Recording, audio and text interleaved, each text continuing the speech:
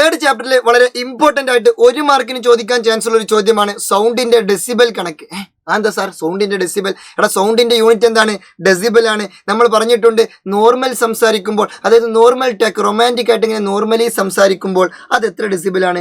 40 മുതൽ 50 വരെ ഡെസിബൽ ആയിരിക്കും. എന്നാൽ ഉച്ചത്തിൽ സംസാരിക്കുമ്പോൾ ഹൂ ഹാ ഹൂ ഹൂ അങ്ങനെ ഉച്ചത്തിൽ സംസാരിക്കുമ്പോൾ അത് 60 ഡെസിബൽ ആയിരിക്കും. അപ്പൊ റൊമാൻറ്റിക് ആയിട്ട് നോർമലി സംസാരിക്കുമ്പോൾ 40 മുതൽ 50 ഡെസിബലും ഉച്ചത്തിൽ സംസാരിക്കുമ്പോൾ അത് 60 ഡെസിബലും ആയിരിക്കും. എന്നാൽ കാറിന്റെ ഹോണിന്റെ ശബ്ദം 70 ഡെസിബൽ ആയിരിക്കും. എന്നാൽ എയർ ഹോണിന്റെ ശബ്ദം, എയർ ഹോൺ എങ്ങനെയാണ്? അത് എയർ ഹോൺ അല്ലല്ലേ? എയർ ഹോൺ എനിക്ക് ചെയ്യാൻ അറിയില്ല.